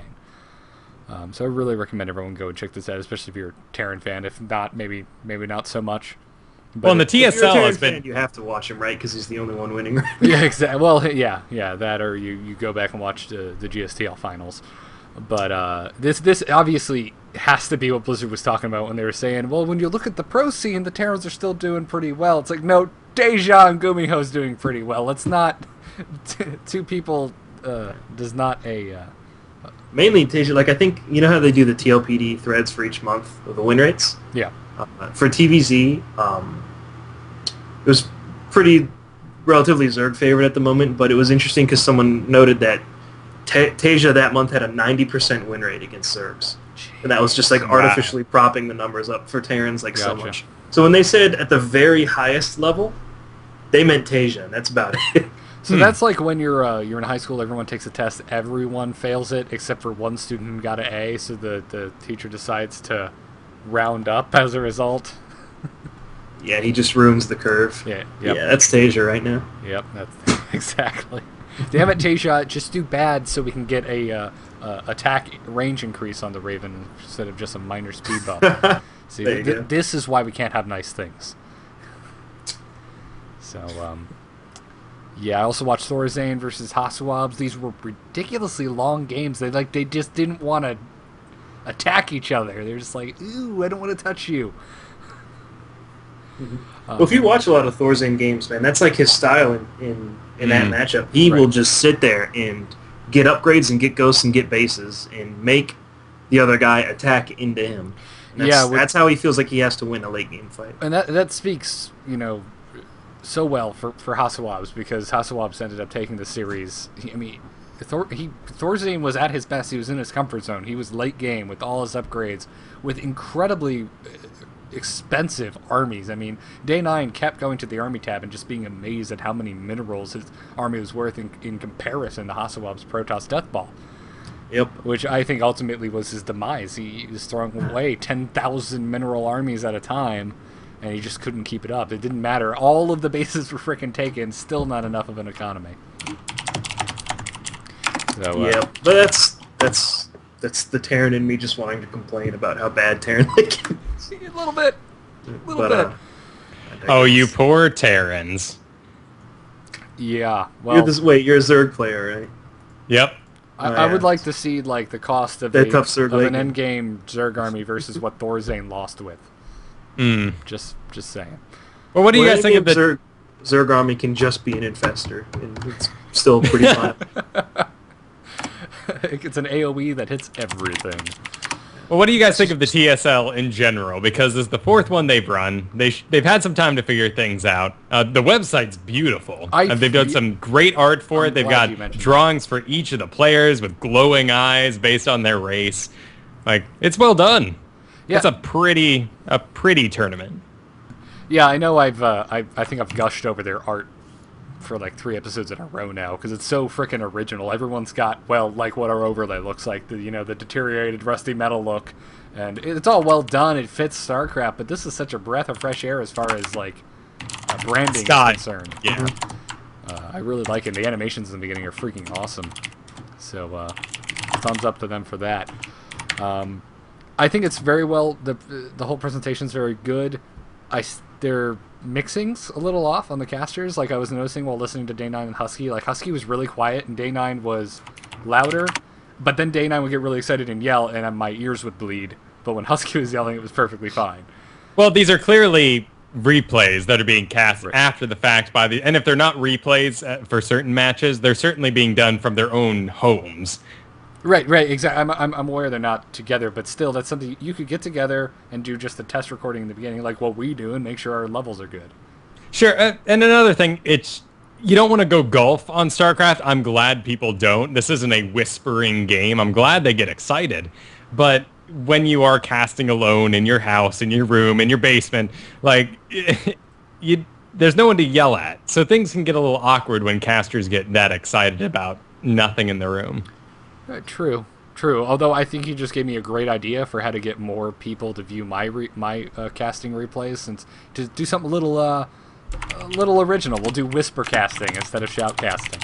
Let's be like, okay, now he's going for a 2 racks expand, and yeah, be good. Be just like your happy trees, Kyle. Thank you. Just put a little happy overload up there. That'll be nice. If you start yelling at the replay, the players will get scared and not perform as well. And it's cool that they do have, all the VODs available for free in great quality. It's going through YouTube, though, and man, their website, when it pulls up the video for you, it is... Wherever you click, if you try to scroll forward or you just completely misclick, you end up closing the video, you can't restart it, so it's just easier to, even though their website's pretty, to just go straight to YouTube to watch all these. Yeah, exactly. Yeah, I was having an issue with it as well over on the... Were you watching it on a Mac? No, I was watching it on PC. Yeah, because I was trying to watch it on a Mac on my lunch at work, and it was doing that weird thing where it moved video like it's cut in half. So. Anyways, any games you watched that caught your eye, Kyle? Well, I went straight for all the Zerg videos I could. I watched Naniwa playing against the Zerg, and he said at the end of his second game that this match makeup makes no sense, which was odd to me. I mean, granted, I'm not a pro player. I'm certainly not Naniwa. He was channeling his inner Idra. Sure, but of all the the matchups to accuse of making no sense, PvZ seems to follow the most direct pathway. You expand, Zerg expands more, he goes straight for Broodlords, you get a death ball, like, it seems very stereotypical. Well, I guess, I don't know, when you go to your next MLG event and Nani was there, you should ask him about that. Yeah, why'd you say that? But I did watch Sase versus Koka, which was very good, in fact. Make sure you check that out, because, man, Game 3 of their set of 4 was so cinematic, as all the Nidus worms are exploding up into the base and screaming. And in fact, at one point, Koka ended up taking Sase's main away. So all he's stuck is with his natural. He's got creep spreading up there from the Nidus worms. He's got creep spreading to the front of his base from these Nidus worms. And it was beautiful. So definitely check that game out. Yeah, I definitely want to follow Koka more after seeing. Granted, he lost, but his game against Gumiho in the GSTL finals was really, really impressive. Did we lose somebody? Nope. Or did nope, someone sorry. just come back? I had it. I just muted it because I was typing. Oh, yeah. Sorry about the typing noises. I just got a new mic, Blue Snowball, because I wanted to start. It's great so far. I just I had to move it over to my keyboard, and I didn't realize it was making so much noise. Oh yeah, these things. That's what I'm talking into right now. These things pick up keyboards like crazy. That's so sorry about that. I'll just be muting it. No worries. We'll lay it all on our editor. He'll make it sound beautiful and make this conversation seem odd. Right. Or he won't. You never know. Nah, he'll just edit it out. It'd be like the old days, Kyle, when we were audio only. We would just record just you and I, and I'll be like, I'll edit that out, and then it would make it into the final cut anyway. Or we got to have this wonderful breaks. We say, "Was that everything? Were we done talking about that? Okay, moving on." Now we've had to learn how to segue and crap. Yeah. Yeah, we already talked about the WCS a little bit. We've got a link to pretty much everywhere you'd have to go for that, though, in the show notes. So go check that out if you want to learn a little more about the WCS. The only bit I don't think we've touched on is there is a free stream over on the official StarCraft 2 site. If you catch it live, right? Yeah, if you catch it. That is the problem. Starting at 2 a.m. Hey, there's a lot of college students that watch StarCraft, and if I remember one thing from college, it's that morning classes, you don't really need to go to them. So, yeah. Again, this is one of those tournaments I'm really excited to see wrap up, but in the meantime, it's just so massive. There's hardly any understanding what's going on. And sadly, even though I have a deluxe ticket on GOM TV, this is additional because I need to be part of a, premium executive booster class or something. Yeah. So, of all the articles that were written about StarCraft and esports this week, the two of them were talking about, making a case for gaming, for esports, for StarCraft becoming part of the Olympics. And this is something, Kyle, you and I have been chuckling about this week. But I thought it was interesting that we had Fox ran an article about it, and then Kotaku ran an article about it. And Kotaku actually, talked to some pros within the scene. They talked to some fighting game guys. They talked to Day 9. We got a really short statement from him. He said, in my eyes, that there's no doubt that digital gaming will at some point be a part of the Olympics. Video gaming is a full medium on its own, with developers exploring new mechanics and players forming vibrant communities. And you can read that entire article over at Kotaku. So, and I just was curious what you guys think. I mean, Kyle, we haven't really delved too deep into it, but Wiggin, I haven't heard your thoughts on the matter. What do you think about esports being an Olympic event? I mean, it's certainly something that might end up happening in the future, though I don't think it'll look the way we think of esports right now, right? Because it's they made a really good point in that Kotaku article. I can't remember who was saying it, but Olympics every 4 years, right? Right. Well, how many games last 4 years? There's like a couple you can point out. StarCraft. So, yeah, like StarCraft or like Quake or something like that. There's Counter-Strike. There really aren't very many. And so, you're planning something for 4 years and then everyone stops playing the game. Like, what do you do, right? So there's a lot of, I guess, technical things that have to get over to include it. But I feel like as popular as gaming has become and as more and more legitimized competitive gaming has become, I could definitely see some sort of video game or gaming thing in the Olympics at some point, because, I mean, I feel like it's sort of inevitable that at some point it'll be a fairly well-known sporting kind of thing, just gaming in general. And so I think it's definitely possible. I just don't see how they could do it, especially the way we're playing games right now. Right. It's hard to, you can definitely make the argument that there's competition there, a hell of a lot more competition than in some Olympic things, right? Like sailing or whatever. Hurling, right? And it's obviously good as a spectator sport because we all watch it, right? But to get to get countries to send teams and things like that, we're not quite there yet. It's just not consistent enough competitive gaming just isn't consistent enough for a 4-year Olympic thing. Right. Yeah, that is an interesting con you bring up. They mention chess and they mention shooting as two things to compare with gaming. Chess has not been a part of the Olympics yet. It is recognized, but it has not actually been an event. And well, chess and that's like one of the big qualifiers here, because shooting is interesting, but for chess, they first wanted to be in the Olympics in 1927, and it's still like in 2006 they tried again with, I think it was 133 different participants from different nations, and they still wouldn't let them be in the Olympics. Yeah, once I saw that stat, I was like, well, we're never going to have video games in the Olympics. I guess that settles it. Here's what we need to do. We all need to become more sexy, because clearly that's what's going on at the Olympics. People are getting frisky. So eSports player, you need to bump up that sex appeal. We'll get right in. Kyle, this has been happening forever. You do realize this. We just didn't always have camera phones. Sure. No, absolutely. I mean, you just take the world's most beautiful people, physically fit people, all of which who are young, and just shove them all in the same town. What else is there to do? Yeah, I mean, that kid will be 3 years old by the time the next Olympics come around. You can compete then. You can get over your ravaged body by then. Yeah. Except for dads, apparently, because the second you have a kid, as a dad, you just get a beer gut. It never goes away. Or me already. So you've got so many animals, you're practically I do. No, I don't want to be that person. Please do not compare my animals to children. My girlfriend totally loves the Chihuahua that much, but does he have a jacket? Yeah, that thing has a freaking Tupperware box full of clothes. Oh gosh, it's a little left. Anyways, I have been thinking about making him a StarCast shirt, but that is beyond the point. Too far.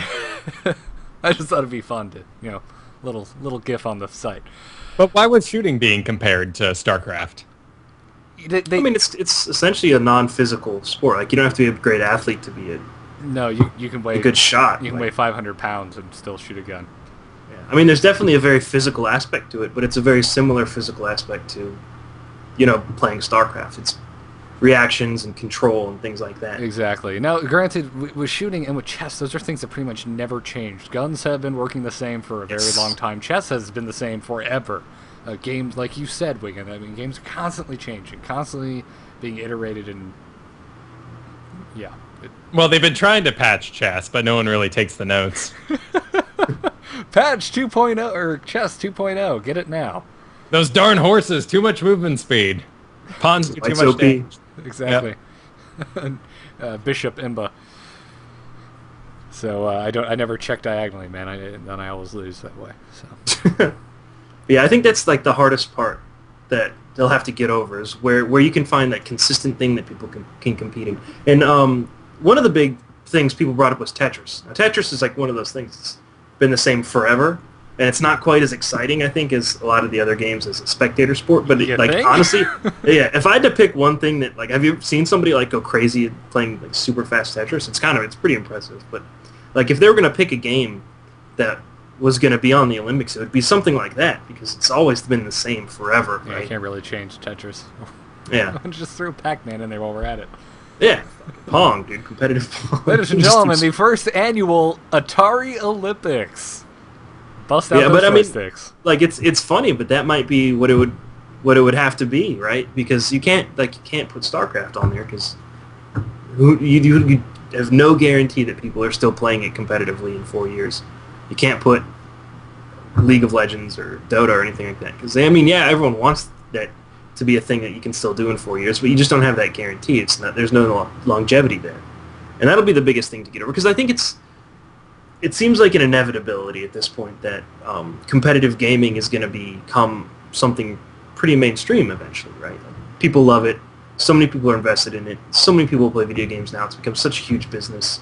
Like, it's going to get there at some point. But will we ever see it at the Olympics? I don't know, man. It doesn't seem like the best format for it. Right.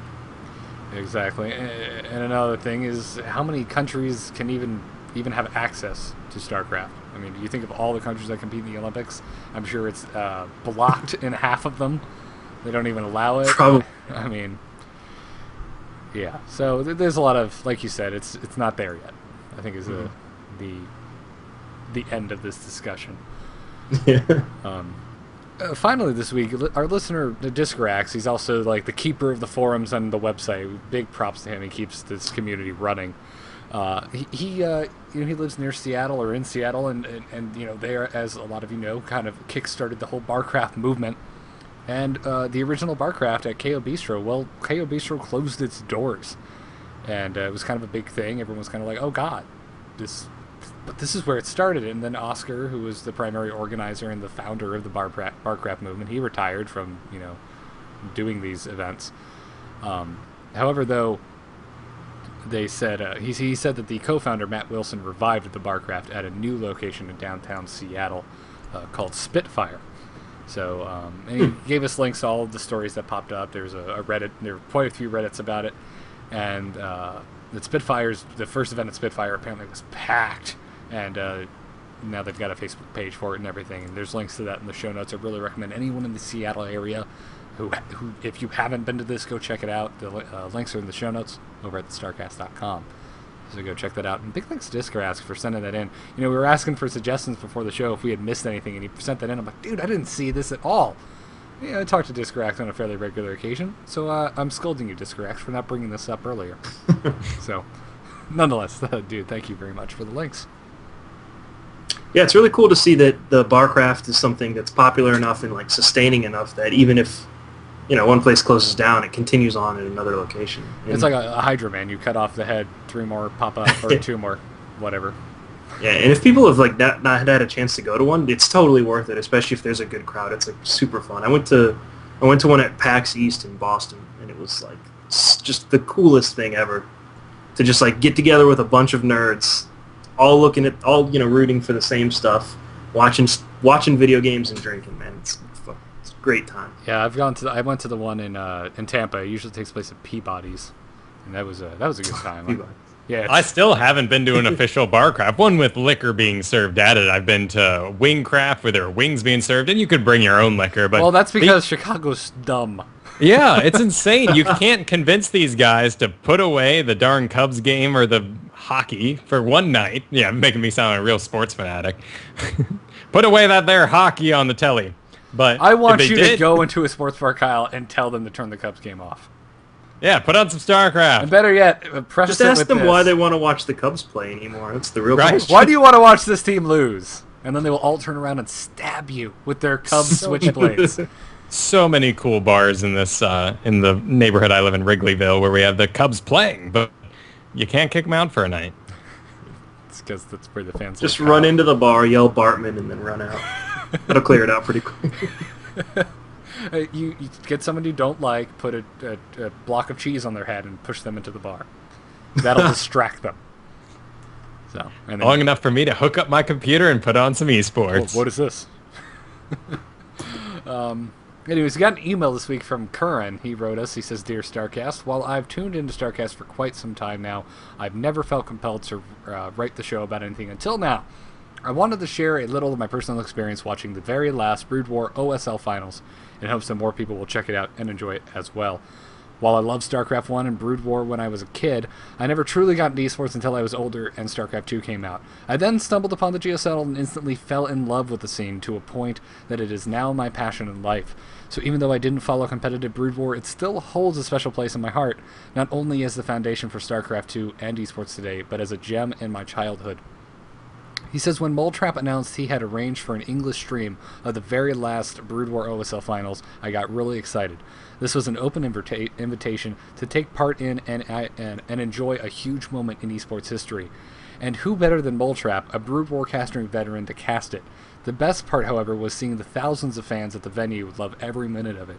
It was not only a finals, it was a celebration of the last 13 years and competitive Brood War as a whole. From the Boxer vs. Yellow show match to the Jang B vs. Fantasy finals, the fans cheered their hearts out and the players gave it their all. The games were epic and the moments were bittersweet. It was a true honor, not just as a StarCraft fan, but as a nerd, to watch this amazing moment in gaming history take place.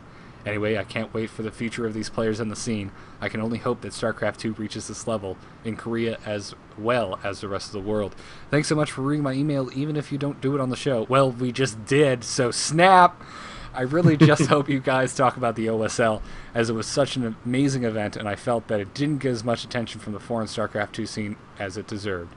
Thanks again, Curran. And he says, P.S. here's a link to the English broadcast of the OSL finals, so go check that out in the show notes over at thestarcast.com. And he is right. It did not get as much attention as it deserved, because I didn't see any of it. Well, that comes with us getting into the scene well after it, as StarCraft 2 beta was coming out, so yeah. It still doesn't make complete sense to Garrett and I think I could speak for you that when we're watching Brood War together, we don't know what we're seeing. Yeah, pretty much at this point, I'm just lost entirely. And there goes all of our listeners. These guys suck. We're not listening anymore. How dare they not know what Brood War is? How dare they be honest with us and candid? This is a StarCast Real Talk. We're gonna talk about how we don't know what's going on in Brood War, and then we're gonna talk about girl issues. So. And then your childhood. Don't forget your childhood. And childhood, and we're gonna then we're gonna pull Tastosis and say the F word, like I think it was the final count was 112 times. Which isn't to say that I don't talk like that when I'm not on recording. I've got the mouth of a sailor and I drink like one too. Anyway, so yeah, go check this stuff out, because he is right. This definitely is a historical event, and 13 years, and it's funny, we were just talking about there's no guarantee StarCraft will be played in another 4 years. I mean, I'm pretty sure, we're all pretty sure it will be. Because if there's one gaming company that makes games that are played well beyond their shelf life, it's Blizzard. Mm-hmm. So, I mean, Jesus, Kyle, you were still playing Diablo 2 up until Diablo 3's release. I don't know how you did that. A bunch of my friends played Diablo 3, said, F this noise, and then went back to playing Diablo 2. Wow. That's dedication. I don't know what's wrong with those people.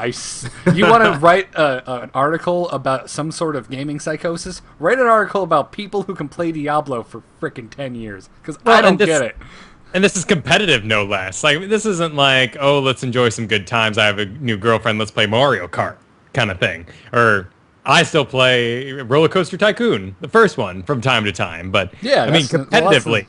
That's nostalgia. It must have been something to be in that crowd. Can you imagine, like, fans for 13 years gathered around the final competition? Oh, my goodness. What an emotion fest. It'd be like, I mean, could you imagine... If, let's just go into Crazy Town for a moment, that they had the final NFL game ever. Yeah. Because that's kind of what this is like, especially in South Korea. This is huge. It's massive. It's a massive event over there. I'm sure they'll still have it back, but it'll be quirky. Remember when they tried to make extreme football on Fox? This is like 10 years. No, I don't. I take it that Dave... So with He Hate Me or whatever, right? It was called like X-NFL or something. Oh, that sounds terrible. I think it was just XFL, wasn't it? Oh, maybe, yeah. XFL? Okay. It was more like pro wrestling than actual football. Yeah, it was pretty bad. Tell me Hulk Hogan was playing and he ripped his jersey off. That would have made it a lot better than what it was. That's Pyrotechnics, bad butt rock playing as they enter the stadium. Hey, man, they got a lot of drama going on there. You can't knock that. That's like soaps for some people. Except they think it's real. Well... So, wait, so it's just like StarCraft is what you're saying. Exactly like StarCraft. So, yeah, go check them out. Anyway, we're at the end of the show, which means we will take questions from the chat room. Chat room, if you have a question for me, for Kyle, for Wiggin, if you want to ask an MLG ref a question, do it now. Not only that, but you're still sitting in Masters on Terran and Protoss, right? Yep, and playing on the Korean server a lot. Actually, kind of a cool story. I played against, speaking of Brood War, a very famous Brood War player on the Korean server. Oh, really? I was proud of that. Yeah, Nice. I Love Uv. Awesome. Very famous, one of the best Korean Terrans of all time. Retired since, so obviously he's not playing like he used to. Did he played against him on ladder? Did he own you? I lost. It was a good game. It was like a 40-minute TVT. Oh wow. Okay. But yeah, it was great. It was like the only time I've ever been nervous playing a video game. When I played in tournaments and stuff, I didn't get nervous. But I'm like, oh my god, it's I Love Uv. My hands are like shaking. I'm like, oh god, I better not play terrible. Were you typing him? Embarrass myself. Did you type him like, dude, big fan? I was like real I Love Uv, and because his name was I Love Uv, and then so I wasn't sure if it was like a fan or the real one. And so then I tapped out. Well, no, no, he didn't say anything. I see. I tabbed out and checked Team Liquid, and looked him up on TLPD and looked for his profile because they have it linked to on the StarCraft 2 ranks, his profile. Oh, okay. And it was him. And I was like, oh, shit. You know. Get back in and start trying. Oh, okay. Well, at least you can... I was trying so hard. As hard as I've ever tried in a video game. Oh, I was going to have to quote Ghostbusters at you just to, inform you that if someone asks you if you're a god... Oh, always say yes. Yeah. But no, it was him. And I was just like, oh, my God. But it was like my brush with Korean celebrity so far. What would you have done if you had won? Would you have like cried or like died? Because I would have saved the replay and spammed it to Twitter and every friend I had, been like, "Oh my God, I beat! I know he doesn't play very much anymore, but look who I just beat! Oh, okay." I don't care. It's a personal. I basically did that anyway. I told Clutch. I played I Love You on the ladder. Look at this. Clutch, this is totally gonna be talked about on Shifting Gears this week. I don't care if you don't want to talk about it. What was that? I said it wasn't actually. Oh really? Well, shame on you. But yeah, so that was like super cool. That's my favorite thing so far of playing on the Korean servers. The random like Korean pro players you run into. It's like, oh shit, it's so and so. So I have a question. This is probably no, but just out of curiosity, do you know of any of the plans for the upcoming MLG layout? Like, are they doing any changes to like the player pit or anything, or? I don't know. I hope they're doing stuff. But as far as expecting like major changes this year, it's pretty unlikely because they plan almost every event out, well in advance. Like you have to get the venue. You have to get you're getting the venue like a year or more in advance and things like that. So there isn't a lot of really room to maneuver. And they're trucking all the equipment around the country and stuff like that. So and these trucks, I don't know if you've ever seen like a picture of them as they're getting unloaded. These things are like packed full. So there just isn't a lot of room to make changes like that during the actual year. But hopefully they'll work on some stuff. And I know they're aware of the problems with the player pit, things like that. So. Oh yeah. I'm not saying that they're not. I was just out of curiosity. Like I said, I doubt you knew, but I was just wondering if it had come up or anything. Too low on the ladder to know about things like that. I wonder if they'll talk about things like that. Gotcha. I wonder if they'll be wheeling down the touchscreen onto the stage. Oh, that'd be cool, right? That was like my favorite part of the arenas, man. That was like perfect with Axelav. What a handsome nerd he turned out to be up there, man. I'm telling you, he is freaking Christian Bale's doppelganger. Dude, the beard and the slick back, it worked perfectly. Yeah, I was just waiting for him to put on a cowl and just say, "I am Axelav." Sword to me. But maybe he was just wearing hockey pants. I don't know. Maybe. Alex says, shut up about MLG and talk more about I Love Move. What else is there to say? I'm pretty sure Wiggin expressed his undying love. He played like a Brood War player, that's for sure, though. Turrets everywhere and stuff like that. It was pretty weird. I haven't played against somebody in StarCraft 2 that plays like that. It was really effective and steal a lot of what he was doing to use against other people. That's about all I can say about it, though. Gotcha. I wish I won. I wish I had nuked him. That's what I should have done. I should have nuked I Love You. Then I would have just died happy. Oh, man, I finally started playing 1v1s as Zerg this week, and I got, like, mass nuked hardcore. But I still won. I was so happy. It was the first game I logged as a 1v1 Zerg over on my other account, and I was just like... Here we go. It was just like, nuclear launch detected. I'm just like morphing overseers as fast as I can. I'm just like, shit, I have no detection. This sucks, but I had so many bases it didn't matter. It was great. That's Zerg, all right. Yep. Terran was on 2 base the whole damn game. That's TVZ, all right. Yeah, it's kind of nice. It's how I lose, and now I can turn it on other Terrans. So, it's fun stuff. I would have to say, in my personal games, Nidus Worms, while I watch them in the Coco game, boy, they're effective right now. People don't seem to be, putting that one observer or, something to watch the smoke or that edge of their base or putting the pylon there. Like, people have gotten a little lazy over time. It's the meta. It hasn't happened. No one's abused that, 4-pixel area for so long that no one bothers. So. Yeah. Well, especially in PvZ, I don't know if you've noticed, but people have shifted to very immobile armies. Since it's huge slugfest late game that ends up being like, relying completely on like a good vortex or something like that. So you can really abuse that with Nidus Worms. Like you won't see it a lot in TvZ because people use bioplay so much. But like you see a guy go mech, man, Nidus Swarm the heck out of him because he's not going to be able to do a lot about it. It's all about abusing that overability late game. Yeah. Yeah, real quick, too, I just wanted to give a shout-out to one of the listeners of the show and a very active member on our forums. Hipster made it to Masters this week. Oh, yeah. This kid has been busting his ass. Oh, my goodness. Big congrats to him. And, yeah. So, I remember when he was striving for Diamond back in our plat dueling days. I guess those games would be pretty one-sided now, wouldn't they be, Hipster? I'm pretty sure he would just totally jack your shit. Oh, decimate, man. But hey, you beat Hipster before beating Hipster to school, so. Wow. That's great. This is a random question. Wiggin, what's your favorite animal? Thank Thank you, chat room. I don't know. I guess I honestly dogs. Good old fashioned dogs. Loved my dog growing up, and we just got a new puppy around the house. It's actually my sister's, but taking care of her, so she's around here. But do you have a favorite breed? We used to have Cocker Spaniels, 2 Cocker Spaniels, Rascal and Cuddy Sark, when I was growing up, and this one is just a mutt. I don't know what it is. It's some weird combination of dogs, but I don't know. I like dogs, loyal, friendly. Nice. Can't hate on dogs. I just go with penguins. I love penguins. Penguins are pretty cool. And this fat guy right here. I love this guy. He likes to make appearances on the show by sitting on the couch behind me and staring at people and peering into their souls. So, thank you for that. Who's going to win WCS Australia? If I knew who was playing, I might be able to answer that. Oh, no.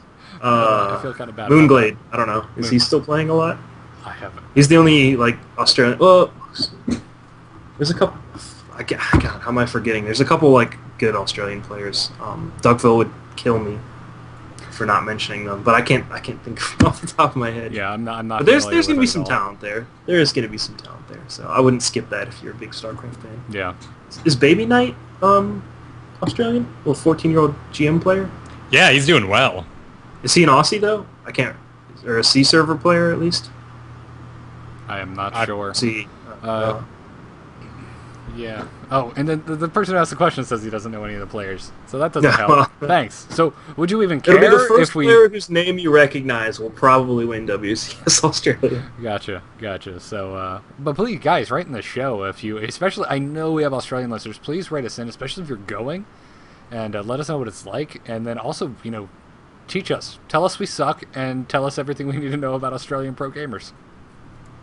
So, the email starcastshow@gmail.com. So, anyways, that is it for episode 114 of StarCast. Dave, before we go, is there anything you would like to promote? Follow me on Twitter at DBWiggin, and check out the show me and Clutch do, Shifting Gears, Tuesdays, 10 p.m. Eastern Standard, on Twitch TV /Clutch08, I believe is what it is. Or follow him on Twitter at Clutch08, and he'll tweet about it. Yeah, that is what it is. It's the same as whatever his Twitter is, and it's the 08. Clutch08. Follow those things. Follow me. We'll talk about it. And since I got this fancy new mic, I'd like to try some casting at some point coming up, which will probably just be me, grabbing a replay and doing it on YouTube, so I don't embarrass myself publicly. But when I do that, I will let people know on Twitter. I'll let you guys know on Skype or something like that, and hopefully you can check it out and give me some feedback. Same with everybody else watching. Sweet. We definitely will. Feedback for it, because I'm sure I'll be terrible for the first time I do. You don't start as an Artosis, so no. Even Artosis has to start somewhere. Mm-hmm. No. Anyway. So yeah, I look forward to that. Yeah, cool. And you definitely go to MLG Rally, guys. Absolutely. If you can make it, definitely go. If not, watch it. It's going to be awesome. Yeah, I'm not sure if I'll be able to make it, and you're going to be hard to find now. You don't have a mohawk anymore. Yeah, I'm thinking. I don't know. I need a haircut. I got kind of that nerd shag hair. That's just. It's not any haircut or anything. It's just I've been letting it grow for too long. I shaved it and then I stopped getting it cut, and this is what happened. I've done that. Yeah, so I do need to get a haircut. I might bring back the mohawk. We'll see. I don't know. I'm about to it won't be as long as the last one, but nice. Anyway, StarCast is a production of A-Move TV. TheStarCast.com is the place to go for our forums, our archives, our t-shirts, and tons of other goodies. You can catch us live every Thursday night at 8 p.m. Eastern Daylight Time at twitch.tv/AMoveTV. Please go to twitch.tv, AMoveTV, and follow us. We'd really appreciate it. We have 2 other fantastic shows over there. We have This Week in Blizz. We have The Strategist if you want to learn specific build orders. The Strategist is the bomb. Patrick and Buddha, I'm sorry, I guess I should be using both their handles. Octane Pro and Buddha doing a great job of breaking stuff down. Really good production quality. Really recommend you go check them out because they're a brand new show and it looks like they've been doing it for 100 episodes. As opposed to us, we've been doing it for 114 episodes and it looks like we just started.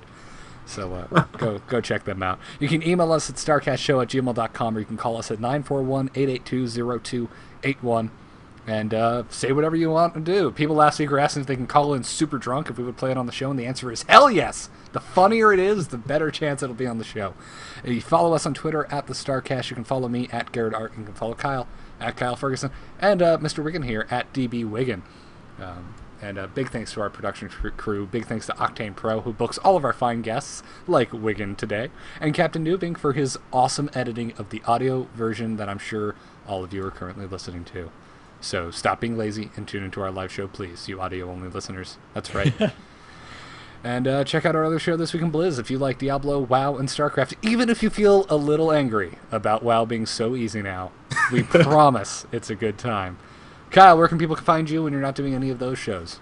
You can find me over at Biggest Fan Podcast, where we follow the fad that's driving you mad. And this week, we're doing Mars. Yes, the Mars Curiosity rover landed on Mars. America, not to be one-upped by Britain's Olympics, decided to land on Mars, right in the middle of it.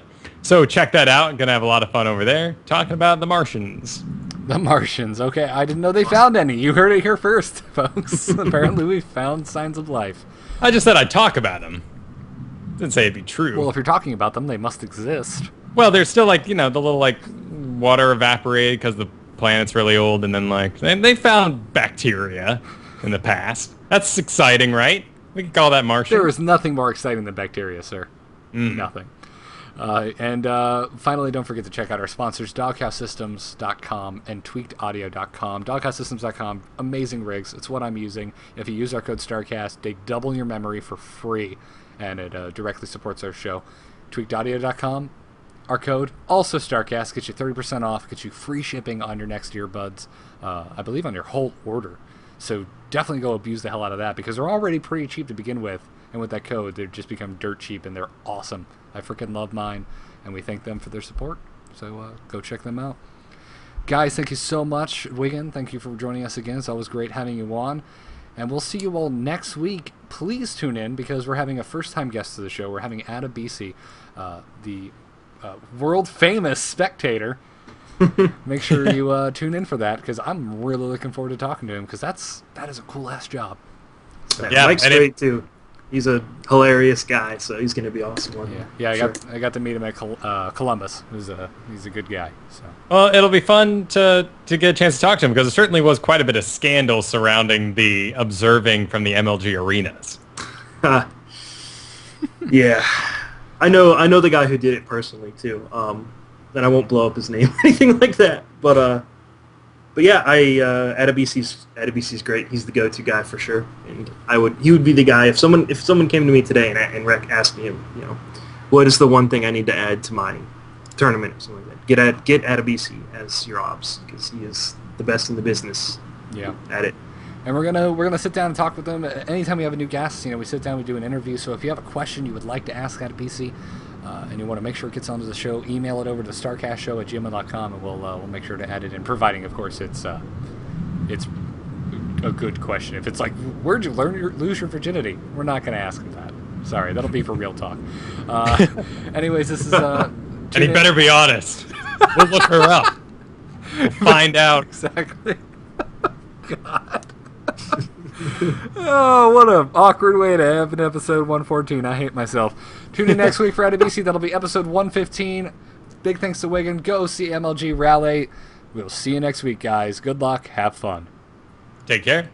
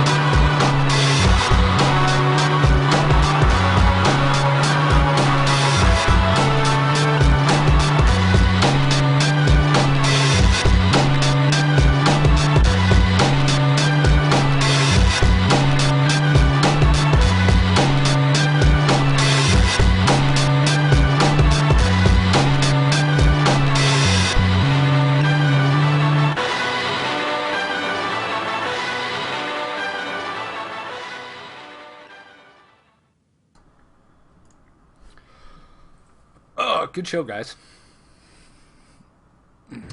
Yeah, thanks for having me.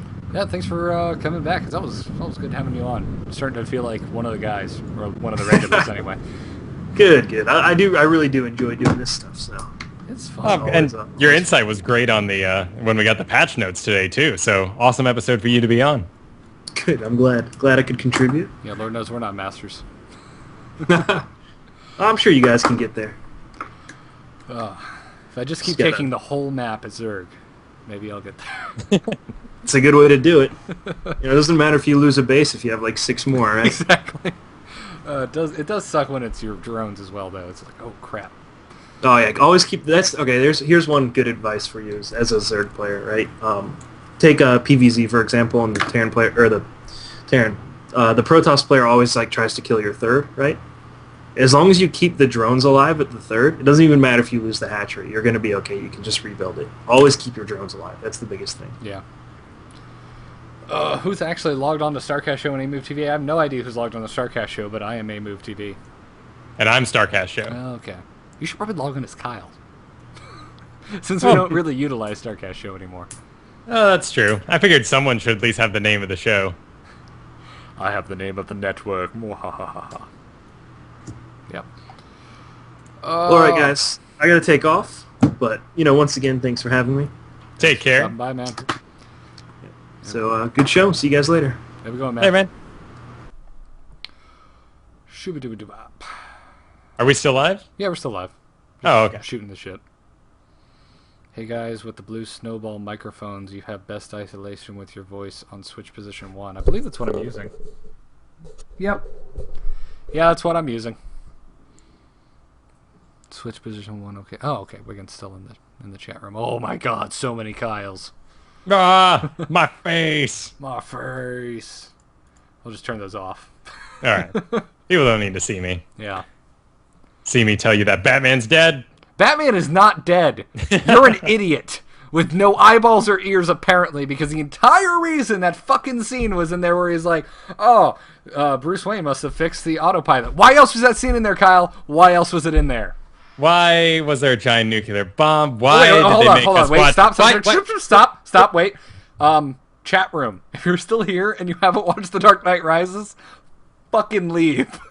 Because we're about to get very angry at each other on air. Why would they make me watch Alfred cry if he hadn't died? Because they made you watch a fake funeral, and if Alfred actually thought Bruce Wayne was dead, which he did, why the fuck wouldn't he cry? Why wouldn't he cry, dude?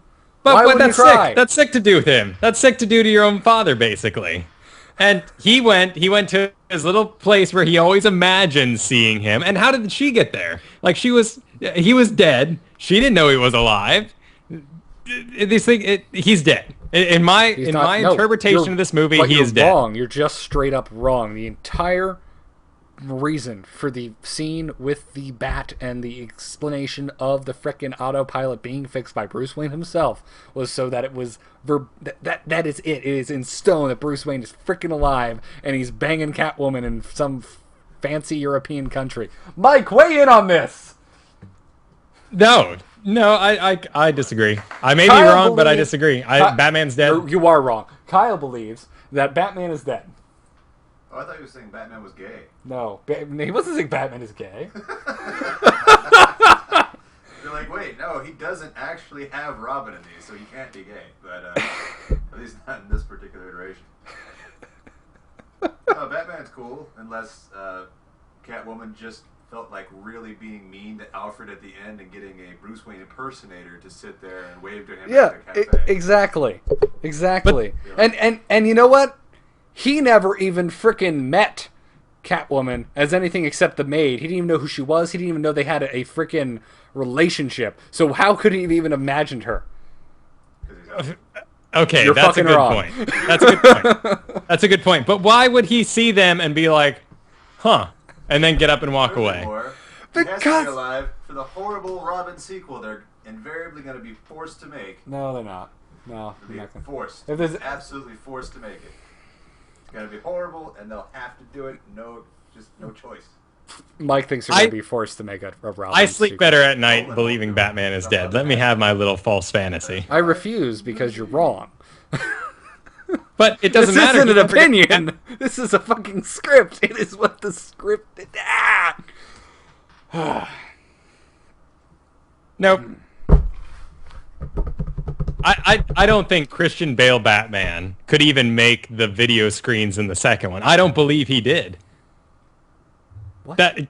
Christian Bale Batman does not strike me as a technological genius. Parts of the country got different edits of the movie. That'd be an awesome way to fuck with people. That would be fun. But not true. So Kyle's still wrong. And why would Alfred get up and leave? Because that's in his when he explains that entire scene and gives away the fucking ending of the movie, by the way.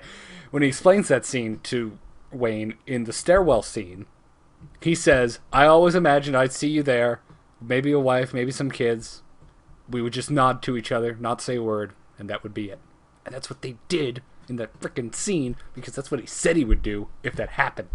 I think you've got complete false information, except for your argument that he didn't know what the servant girl would have looked like. He didn't know Anne Hathaway. So that's the know Selena only Kyle. convincing. Yeah, he didn't That's know. the only convincing thing. Gritty cheeks, bones. No, it is not the only convincing thing, because the entire purpose, the whole purpose for the scene with Fox finding out the autopilot was fixed by Bruce Wayne, without that, the scene is useless. The scene proves Wayne's alive. But why does that matter? Now I'm gonna take this from a different approach. Like, that's just wasting our time with Pippin when the movie's already over. There you go. Yeah. Mike just described your logic. Apparently in Kyle world, the autopilot became self-aware and killed Batman instead of saving him, because it's the only way he could have died. But the autopilot never worked, and then Batman got his back broken and sent to a pit for 4 months or 8 months or however long it was.